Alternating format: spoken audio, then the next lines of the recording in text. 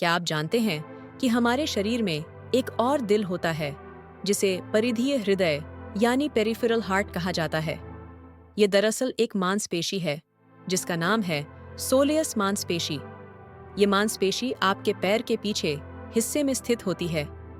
Soleus मांसपेशी घुटने से लेकर एड़ी तक फैली होती है और इसे गैस्ट्रोक्नीमियस नामक दूसरी मांसपेशी ढकती है। इस मांसपेशी को परिधीय हृदय इसलिए कहा जाता है क्योंकि यह हमारे चलने और दौड़ने में बेहद महत्वपूर्ण भूमिका निभाती है। इस तरह यह दूसरा दिल हमारे हर कदम को मजबूती से आगे बढ़ाने में मदद करता है। क्या आपने कभी अपनी सांस को 2 मिनट से ज्यादा रोका है?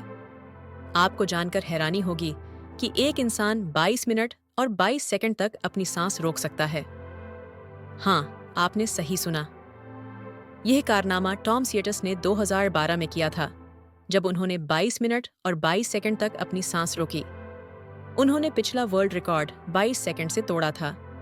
वो ऐसा तब कर पाते हैं जब पानी के नीचे अपने शरीर को पूरी तरह से बंद करना सीख लेते हैं। अगर कभी आप ऐसी स्थिति में फंस जाएं जहां आपको अपनी सांस रोकनी पड़े, तो इसके लिए जरूरी है कि आप अपने शरीर को पूरी तरह से शांत रखें और केवल उन्हीं अंगों का उपयोग करें जो आपको किसी नाव या किसी अन्य चीज के नीचे से बाहर निकलने में मदद करें। हालांकि हम ऐसी चीजों को करने की सलाह नहीं देते। क्या आप जानते हैं कि हमारे लंग्स की सतह का एरिया कितना बड़ा होता है? ये एरिया एक टेनिस कोर्ट के बराबर होता है। जी हाँ, इतना बड़ा एरिया होने के कारण हमारे लंग्स बेहद कुशलता से गैसों का आदान प्रदान कर पाते हैं।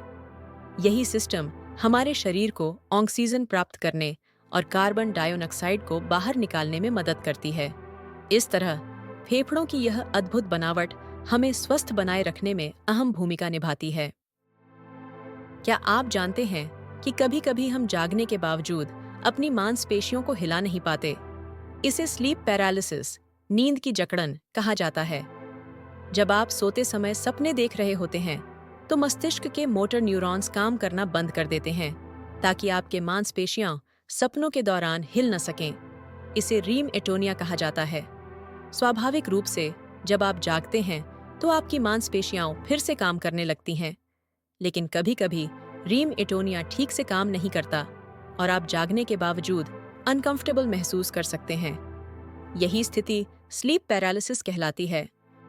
क्या आप जानते हैं कि आप सुबह की तुलना में शाम को लगभग 1% छोटे होते हैं?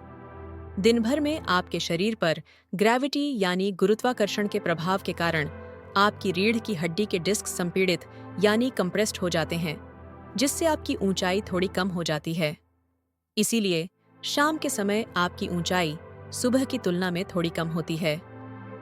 अगर आपको यह वीडियो पसंद आया हो तो कृपया लाइक करें और चैनल को सब्सक्राइब करना न भूलें। धन्यवाद।